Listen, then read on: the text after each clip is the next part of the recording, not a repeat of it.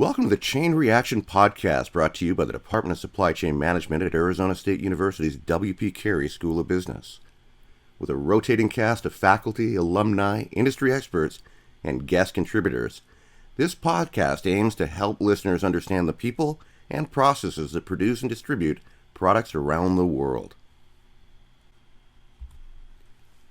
In today's session, lecturer Chris Lee of W.P. Carey moderates a panel of researchers that have recently published a paper analyzing the operating efficiency and policy implications in last-mile transportation following Amazon's integration.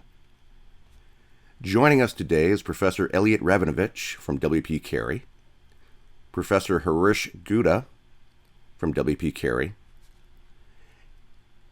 and former PhD student from W.P. Carey and the Council of Supply Chain Management Professionals, CSCMP, Doctoral Dissertation Award winner for 2022, Penn State Professor Lena Wang. Thank you for joining us again for a podcast from the Supply Chain Management Program here at the W.P. Carey School of Business at Arizona State University. It's my distinct pleasure, my name is Chris Lee, a lecturer at W.P. Carey, to have three of the authors of a recent paper published in the Journal of Operations Management called The Analysis of Operating Efficiently and Policy, an analysis of operating efficiently and policy implications in last-minute transportation following Amazon's integration. I have with us today Elliot Rabinovich, a professor of supply chain management here at W.P. Carey, Harish Gouda, a professor of supply chain management also here at Arizona State University, and Professor Lena Wang, a professor at Penn State University, to discuss their recent research on last-minute supply chain transportation issues and how we might be able to utilize those findings in other aspects of supply chain management in what they've found. Now, in the article, they were able to discover that Amazon's decision to vertically integrate increases significantly the mileage necessary to deliver parcels in the zip code areas where the integration occurs. This, according to the findings, has added $1.36 per package per delivery, which has made Amazon less competitive.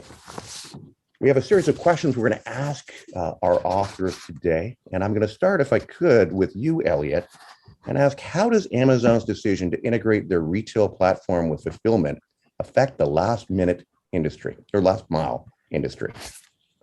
Okay, thank you. Just a quick clarification.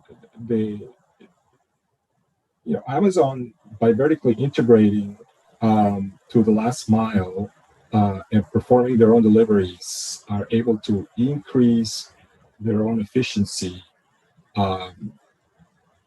The reason why they can do that is because they have the economies of scale to be able to accomplish that. So as Amazon became larger, they reached a point where the volumes that they were handling for deliveries made it possible for them to perform these activity internally. And so they vertically integrated into last mile deliveries.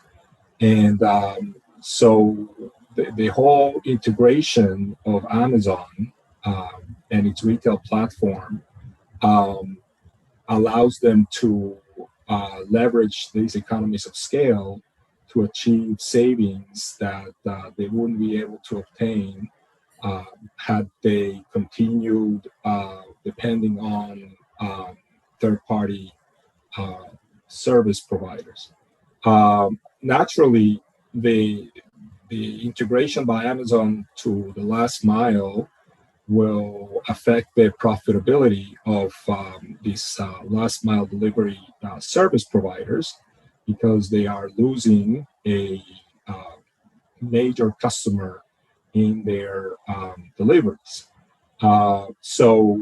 Just from a simple economics point of view, activity-based costing shows that if you decrease demand for a service, in this case, a third-party service provider, sees a decrease in the demand for their services, it's going to increase their marginal cost.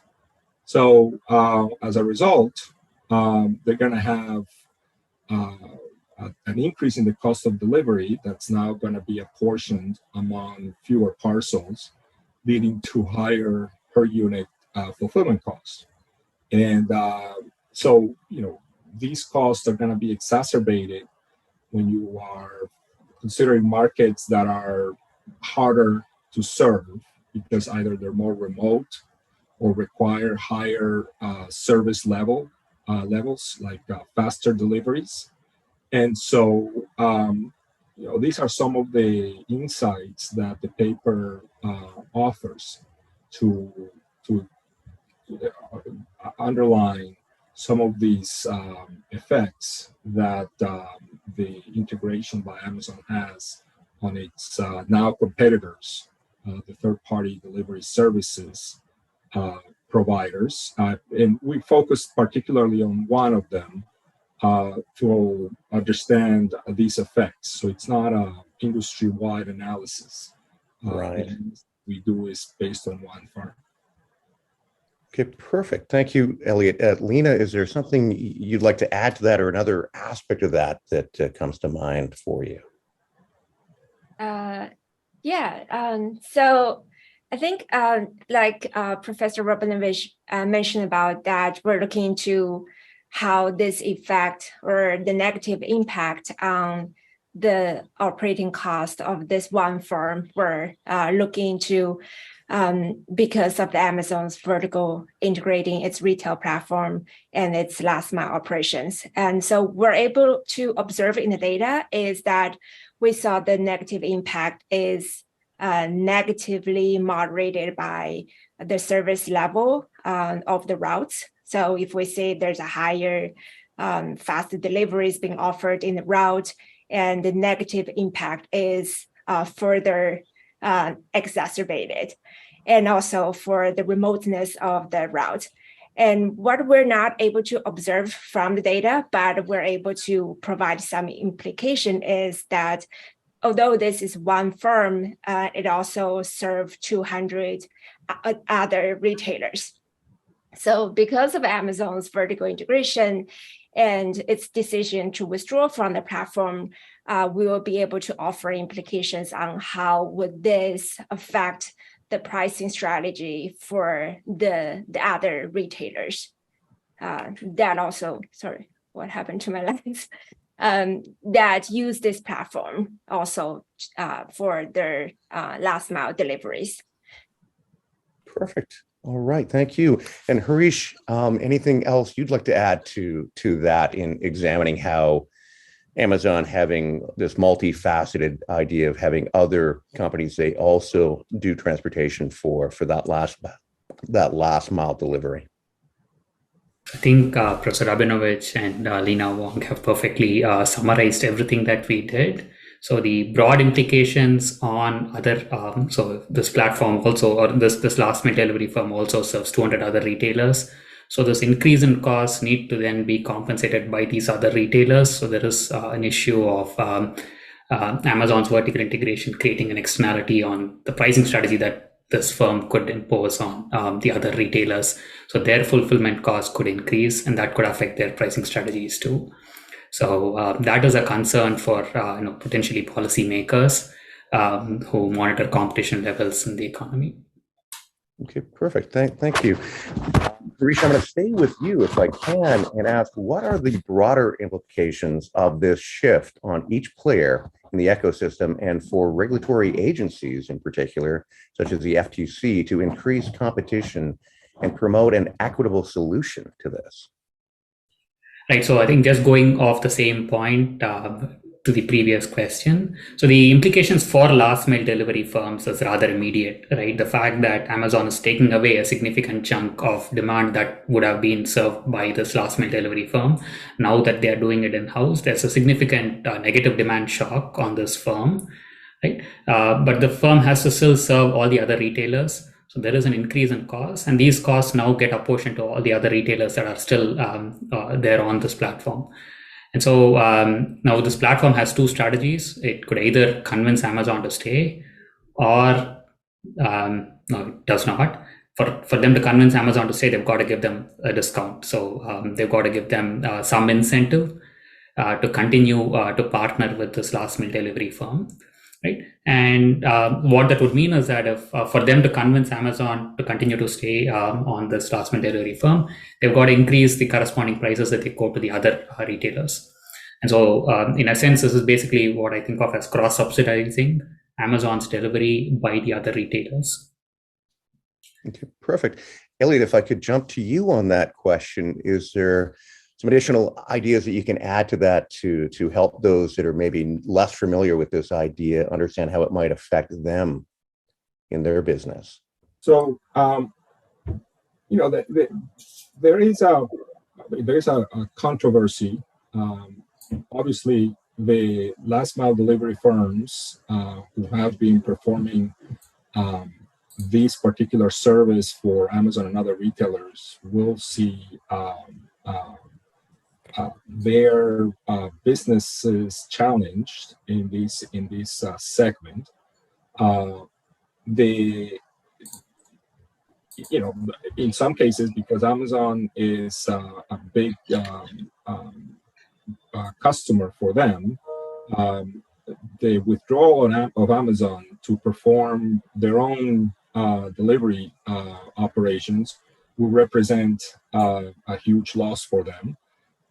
And so, as Harish was saying, the third-party delivery service providers have the choice to either work with Amazon and provide them a lower rate so that they won't leave, or take the losses. Now, that's at that level, at the company level. But if you broaden it to the industry level, there is also a different argument that if you curb Amazon's integration and try to prevent Amazon from vertically integrating, it could have negative repercussions for efficiency as a whole in the industry, and it may make it less competitive in certain aspects of the industry when you prevent a possible competitor that may bring greater efficiency from participating in the industry. So it is a very tricky balance when you put these two things together, and so there is a lot of controversy about this, and we talk about that in the paper. So there is basically this trade-off that needs to be taken into consideration. At the same time, there is it's not just Amazon and the third-party logistics service providers who are involved in this equation. You also have the third-party sellers who sell through Amazon's platform their products. So for these third-party sellers, how do you ensure that they are able to offer end consumers their products in a way that ensures the greatest possible welfare for end consumers as a whole? So, you want to make sure that in delivering these products to end consumers from third-party sellers who have no control over the Amazon platform, or at least very little control over the Amazon platform, that these third-party sellers are able to reach those consumers on the delivery component in a way that is efficient and in a way that provides them with the broadest and the best possible access to product variety and choice. So you have basically a three-sided equation with Amazon, the third-party service providers, and the third-party sellers all in the mix.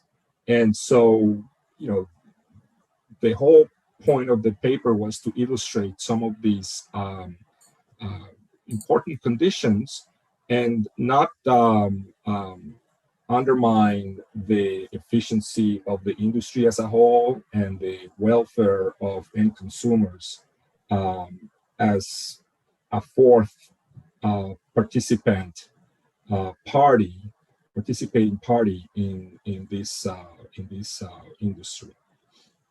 Perfect. Okay. Elliot, thank you.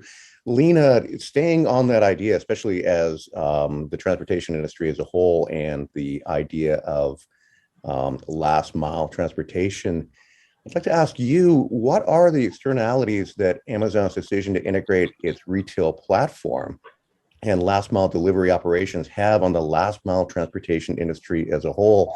I know Elliot's touched on some of that already. If I can get some of your insights on how you see that more industry-wide, again, as I see some of the smaller companies looking at how these findings will impact them, instead of a larger company like Amazon. Yeah, sure. So Professor Rabinovich touched on the consumer welfare, how that might be impacted by this. So I also wanted to add to that, and also can be as answer to the question you just talked about.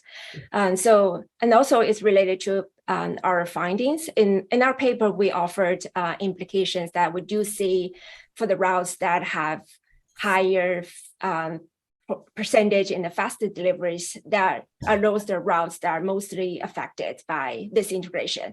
So then we draw the conclusion that last mile delivery firms or the industries, the existing players have the incentives to reduce their service level, which is by offering a smaller percentage of faster deliveries. So to reduce the service quality. So who will be impacted? Of course, consumers. That's our concern, is that this might affect the consumer welfare because they may not able to have the access to the same quality of service as they would have before. And another one is the retailers. So basically, this is the Amazon's retail rivals. So before, they were able to rely on those last mile service providers for quality services. But as they try to reduce the same day delivery percentage or those service qualities, it may be harder for them to compete with Amazon at the same level. Right. Harish, if I can follow up with you on that same question, and again, mainly looking at how these findings can be used by organizations looking at either retooling or re-examining their last mile transportation capabilities. Sure. So one thing that we didn't discuss is what are potentially consequences of this increase in the the mileage per piece, which is basically, as a consumer, your package is now traveling an extra 1.13 miles.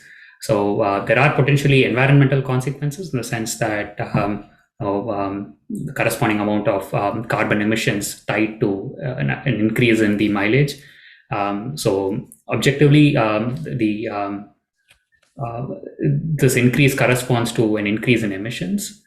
Beyond that, there are issues. So, for instance, on the Amazon platform itself, they benefit from scale, and so there is. So on this Amazon marketplace, they encourage more sellers to partner with Amazon for their last mile fulfillment, and so that is done through some kind of preferential treatment for those sellers. They might give them a buy box option, or they could give them other incentives so that those retailers on the Amazon platform choose the fulfilled by Amazon option. So that is a concern, and that is also something that we hear. There's been a growing debate recently, especially with there was a recent act called the American Innovation and Choice Online Act, which looks at antitrust issues that emerge because of such large retailers or such large tech firms having the opportunity to impose their will, so to speak, on these small retailers. Right. Well, perfect. And thank you for that, Harish. Elliot, I'm going to move on to you from that because it brings another question to mind. What are the different perspectives that legislation need to consider when they're trying to stop the biggest platforms like Amazon from giving themselves an advantage in harming competition? It, to me, seems like it could be either a regulatory issue or something along those lines to allow more competition. But in these findings, what are some of the things that we can do from a policy perspective that might help the smaller companies and not give Amazon that ultimate advantage? Sure. So, Amazon as the platform owner, where third-party sellers and consumers converge to transact, is obviously concerned in ensuring that that transaction is executed well. That the quality of the transaction in terms of the service that is being provided, the products that are being sold, offers consumers a good level of welfare. That consumers will benefit from using the platform through large variety, good prices, good delivery services, and that third-party sellers are able also to benefit from these transactions by obviously making money. At the same time, there is an argument about how much control Amazon is allowed or should be allowed to exert over these transactions. And I mean, that's a question as old as time. You also have other companies that have been involved in these type of debate. Apple is one of them, for example, where Apple is very much concerned about keeping control of their own platforms, the App Store, even their machines, the machines that they sell, the phones, the computers. So, to what extent does Amazon have control over the platform? That extent will have an impact on how well, obviously, the platform operates and the welfare of consumers and the benefits that third-party sellers can extract from participating in the platform. But at the same time, some criticism has become more and more visible, and that's reflected in this Congress Act, basically arguing that you run the risk of by providing Amazon total control over the platform, that they will behave anti-competitively and, for example, may block third-party sellers from choosing how they can fulfill the products, the orders for the products that they sell. And they may push or incentivize or punish these third-party sellers if they don't use a certain delivery service versus another. And there is anecdotal evidence, there are stories that suggest that that has happened. We don't know how pervasive that is. We need something that the regulatory agencies need to evaluate very carefully to make sure that they don't curb the benefits that the Amazon platform can provide by imposing too restrictive regulation. Perfect. And Elliot, it sounds like you're referring to the American Innovation and Choice Online Act of the Senate. Correct. If Lena first and Harish, if I give you each 30 seconds to a minute to kind of add your little piece to what companies or individuals can do to mitigate some of that, what you might suggest or how they can implement knowledge of that to make themselves more efficient or more competitive? And Lena, I'll start with you. Yeah, I think our paper is providing, like both Professor Rabinovich and Professor Gouda touched on, it's a very complex issue. So when either government or Congress act, when they're looking at this picture of should we give more control to those platforms, they shouldn't just look at the one particular operations or the performance. For example, they shouldn't just look at their own operations or how would that in fact, a particular delivery performance, but they should look at the overall picture of how consumers' welfare are affected and also especially the smaller delivery companies in the industry.